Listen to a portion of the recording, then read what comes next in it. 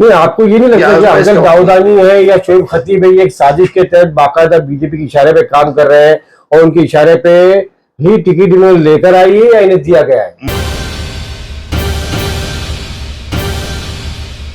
दोस्तों आदाब, नमस्कार।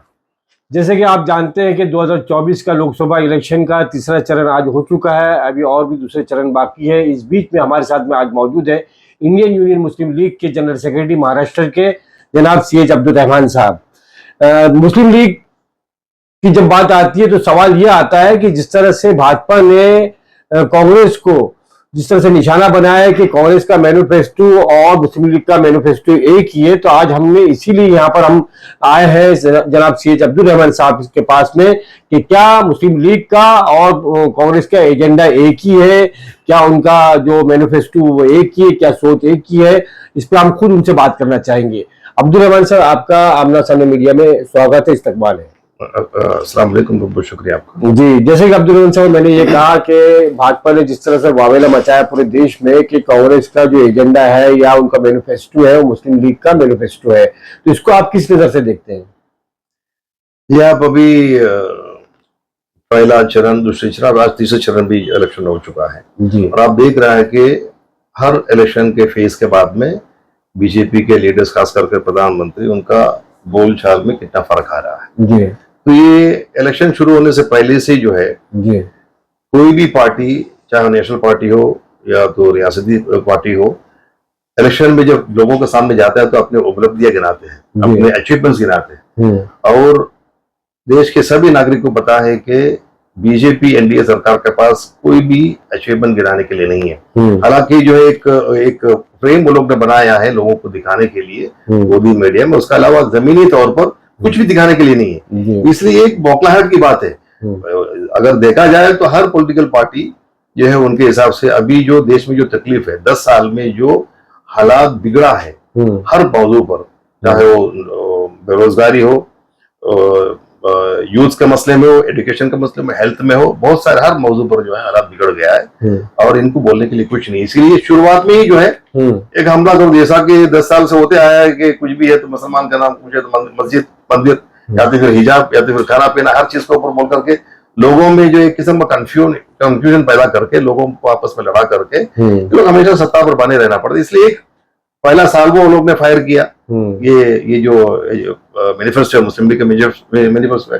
कांग्रेस हिंदुस्तान का सबसे पुरानी पार्टी है, 7 साल उन्होंने हुकूमत किया है और सेकुलर पार्टी है। हर बिरादरी को, हर कौम को, पूरे देश के हर कास्ट के, हर तबके के लोगों को साथ में लेके चलता है। तो उन्होंने जो बनाया है इसमें किसी को दिखा नहीं है कि मुस्लिम लीग का, सिर्फ इन्होंने कह दिया कि मुस्लिम लीग का मैनिफेस्टो है करके। तो मुस्लिम लीग या कोई भी पार्टी हो, लोगों की जो समस्या उसी के हिसाब से बनाएंगे ना मैनिफेस्टो। तो कांग्रेस ने भी वही बनाया, लेकिन एक साल वो फायर किया इन्होंने, तो हवाई फायर किया कि चलो लग गया तो लग गया। उसके बाद से जो है उनका जो बोलने में एक फेज जाने के बाद में दूसरे फेज में उसका तीव्रता जो है बढ़ते गया। यहाँ तक बोल दिया कि मैं आगे बताऊंगा आपको क्या क्या, आपको सबको में क्या क्या बेटिया, ज्यादा बच्चा पैदा करने वाले।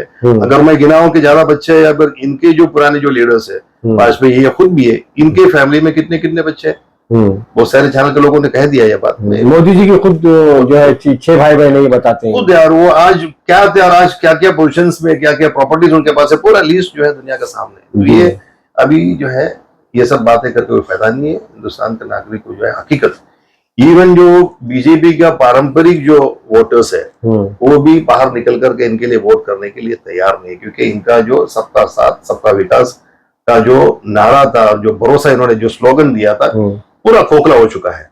हर चीज जो सस्ती थी आज जो है हर चीज महंगा हो चुका है।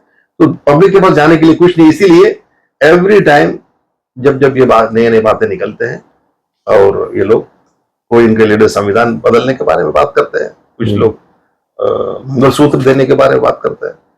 आज तो मैं उसी पे आ रहा हूँ कि आपका कहना ये है कि ये अपने नाकामियों पर पर्दा डालने के लिए इस तरह की बात करते हैं भाई कि मुस्लिम लीग का जब नाम आएगा तो जाहिर सी बात है जो हिंदू जो कट्टर हिंदूवादी है या कुछ हिंदू जो हमारे बेचारे हमारे भाई है वो गुमराह हो जाएंगे, जबकि भाई मुस्लिम लीग का मैनिफेस्टो और कांग्रेस का मैनिफेस्टो एक ही, जबकि बात में कोई हकीकत में कोई ऐसी है था कि विभाजन का मैनिफेस्टो है। अच्छा, क्योंकि मुस्लिम लीग का पुराने जो मुस्लिम लीग जिन्ना साहब का नाम पर एक यह है कि मुस्लिम लीग उन्होंने जो है देश को का पार्टीशन किया करके, पर वो एक लंबी कहानी, उसका ऊपर मैं जाना नहीं चाहता हूँ। इस वजह से उन्होंने एक ये बनाया, इसीलिए उन्होंने ये बात करके जो है लोगों को गुमराह करने की कोशिश किया। नहीं, असल मुद्दे तो जो है राहुल गांधी पूरे देश का दौरा किया, उन्होंने यात्राएं की और लोगों से पूछा कि भाई आपकी क्या समस्या है, उसके बाद में उन्होंने मैनिफेस्टो बनाया कि जमीनी सतह से जुड़ा हुआ मैनिफेस्टो। तो इस पर आप क्या कहना चाहेंगे?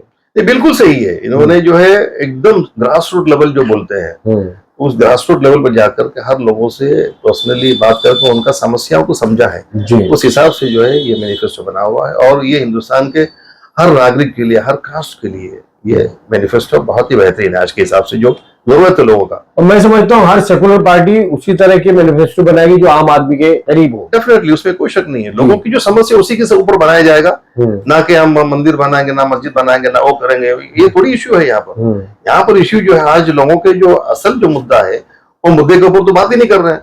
मोदी मीडिया के अलावा जो है स्क्रिप्टेड इंटरव्यू के अलावा प्रधानमंत्री भी जो है कोई भी इंटरव्यू करने के लिए तैयार नहीं है। अभी आपने कहा कि संविधान एक बार बैठ जाए लोगों के सामने, एक बार रवीश कुमार के सामने बैठ जाए और किसी के सामने बैठ जाए, इजाजत दे मीडिया को खुलकर बात करने का, क्यों नहीं देते? अभी भाजपा का या मोदी जी का कहना है कि संविधान को नहीं बदलेंगे या संविधान बदलने की कोई बात नहीं है, जबकि कांग्रेस कह रही है, बार बार राहुल गांधी भी कह रहे हैं और पार्टियां भी कह रही है कि अगर 2024 के चुनाव में फिर से बीजेपी सत्ता में आती है संविधान बदल दिया जाएगा। आप इसको किस नजर से देखते हैं? दूसरी पार्टियों को छोड़िए ना, इनका खुद लोग बोल रहे हैं ना, आज भी इनके लोगों ने बोला है, मीडिया पे ऑन रिकॉर्ड आया हुआ है 400 पार तो हम ये कर देंगे। और एक स्टेटमेंट नया आया है कि कल मैंने देखा वीडियो कि पहला जो है सेकुलर पार्टीज के लोग जो है जाली टोपी पहन करके जो वोट मांगते थे, अब जो है टीका लगा करके जो वोट मांगने लगा है। अब जो जून 4 के बाद में ये लोग सब लोग, ये जितने भी पॉलिटिकल पार्टी के लोग हैं, जो राहुल गांधी बाकी जो है श्री राम बोलना शुरू कर देंगे। तो मतलब क्या है, 400 तुम्हारे एक मंशा है और वो तुम्हारे ही लोगों के सामने जो है उनकी जुबान से बाहर आ चुका और ऑन रिकॉर्ड है। हम लोग नहीं कह रहा है, बीजेपी के एमएलए और बीजेपी के लीडर्स, आज एक सीएम ने बोल दिया कि 400 पार होने के बाद में हम लोग संविधान बदल देंगे। अच्छा, और इन्होंने और एक चीज जो है प्रधानमंत्री ने खुद कहा, अगर बाबा साहब अम्बेडकर भी आ जाए तब भी ये संविधान बदल नहीं सकता, नहीं बदलेंगे करके। लेकिन उनको इतना भरोसा देने की जरूरत क्यों पड़ी?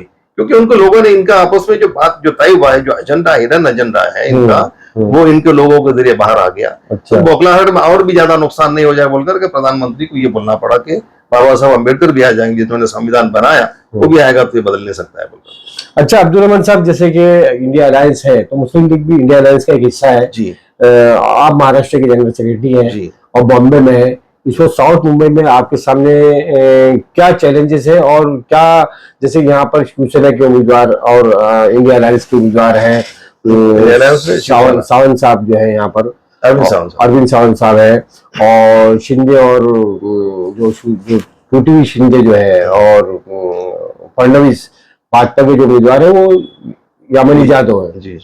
और 2 उम्मीदवार और हमारे सामने आ रहे हैं, एक तो बीएसपी से है शोएब खतीब साहब और एक चौथे उम्मीदवार है अफजल दाऊदानी जो वंचित बहुजन आघाड़ी से है।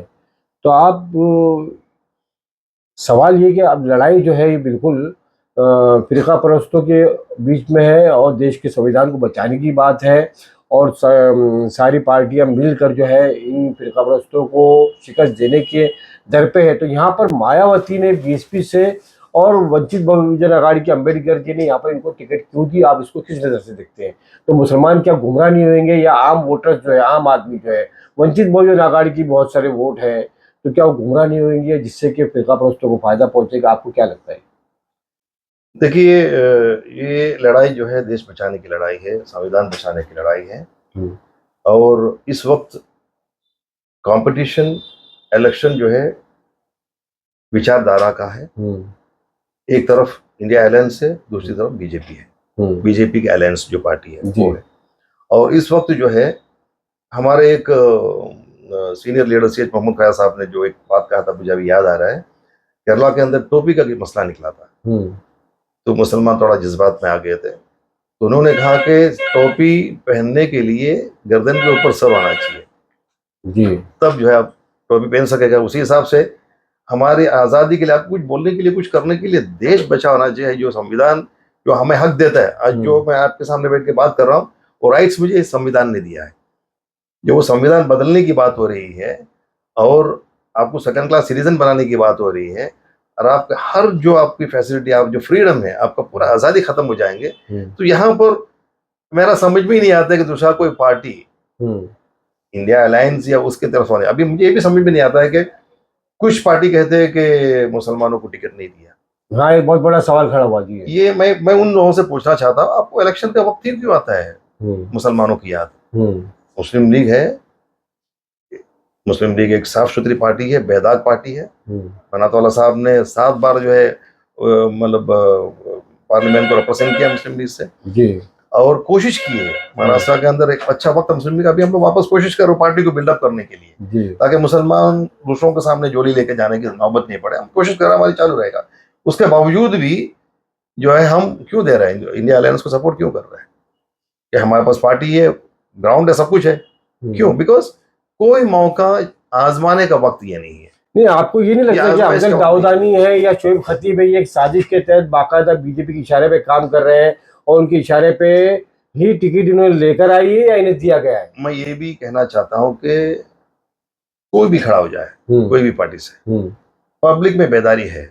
अच्छा, लोगों में बेदारी है, लोग जानते हैं कि वोट किसको करना चाहिए। अच्छा, लोगों में ये बेदारी बिल्कुल स्पष्ट है कि इंडिया अलायंस को वोट देना चाहिए। नहीं, आज तो एक एक वोट की कीमत है ना। अगर इन्होंने चंद वोट भी ले लिए, चंद 100 वोट भी ले लिए, हो सकता है कि वो 100 वोट ही जो है नुकसान पहुंचा दे, क्योंकि साउथ मुंबई में एक बहुत बड़ा तबका जो है मुसलमानों का है, अक्सरियत है मुसलमानों की, और ये 2 मुसलमान चेहरे नजर आ रहे हैं। हो सकता है कुछ लोग जज्बात में कि नहीं चलो अपना देखिए भाई ये इसको दे दो।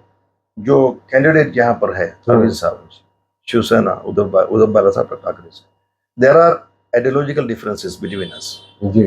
मुस्लिम लीग में, शिवसेना में आइडियोलॉजिकल डिफरेंसेस है। उसके बावजूद भी हमारे लीडर्स ने, हमारे सीनियर मोस्ट लीडर्स ने, जो हिंदुस्तान के पूरे रियासतों में आज अगर कोई रियासत एकदम अमन अमान से हो तो केरला है जी। उन लीडर्स, उनके मेहनत का फल है जो आज जो वहां पर अमन अमान है जी। वो लीडर्स ने अगर ये तय किया है कि इंडिया अलायंस, चाहे वो शिवसेना उद्धव ठाकरे से क्यों ना, उनको वोट देना है, तो बहुत ही सही फैसला है।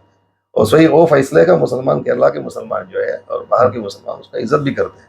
तो आज के हालात के हिसाब से ये फैसला किया गया है, और मेरा दरख्वास्त है पूरे मुसलमानों से, पूरे अक़लियतों से, कि जो है सोच समझ कर जो हिंदुस्तान के गंगा जमनी तहजीब को बरकरार रखेंगे, जो भाईचारगी, जो फ्रीडम जो है, एक दूसरे खुले दिल से मिलते हैं हम लोग बिना नफरत के, दिल खोल करके हंसते हैं, वो माहौल और ये सब बना के रखने के लिए वोट जो है इंडिया अलायंस को देना चाहिए। यानी वही कहना है आपका कि भाई सर अगर बचेगा तो टोपी बचेगी, तो टोपी पहनने के लिए सर बचाना जरूरी है। डेफिनेटली सर बचाना जरूरी है। अगर आपको आजादी चाहिए, आजादी कब? जब हिंदुस्तान रहेगा, देश रहेगा, तो आजादी का आप जो है मजा उठा सकेगा जी। जब देश ही नहीं रहेगा, हर चीज डिक्टेटरशिप पर चला जाएगा। हर चीज का जो अभी देखिए, बोलने का इजाजत नहीं है, कुछ भी करने की इजाजत नहीं है, हर चीज का ऊपर एक तानाशाही चल रहा है। ऐसे माहौल इनडायरेक्टली अभी संविधान बदलने की बात हो रहा है, बाकी हर चीज को जो है पाबंदी लाने की बात हो रहा है। संविधान बदलने का मतलब क्या है? मतलब आप अभी जो भी फैसिलिटीज है, जो भी आपका बोलने का राइट है, करने का एजुकेशन है, हर चीज खत्म हो जाएगा। 80 करोड़ लोगों को जो है रेशन दे रहा है। देश का आबादी कितना है? उस 80 करोड़ लोग को अगर रेशन दे रहा है, तो उसका मतलब ये है कि 80 करोड़ लोग गरीब हो चुका है जी। नहीं तो 5 किलो रेशन लेके कौन जिएगा? सही है। They have no choice. उनको आगे चल करके उनको कोई चॉइस नहीं रहेगा जी। वो जो आपको मिलता है वो लोग लेते रहो, खाते रहो। ना आपको एजुकेशन मिलेगा, ना आपको बोलने का आज़ादी मिलेगा, ना आपके फैमिली जहाँ पर है और भी नीचे जाएंगे, और बड़ा जो तबका जो है और भी ऊपर जाएंगे, मिडिल क्लास रहेगा नहीं। चलिए, बहुत बहुत शुक्रिया, आमना सामने मीडिया से बात करने के लिए बहुत बहुत शुक्रिया, धन्यवाद, अल्लाह हाफिज़।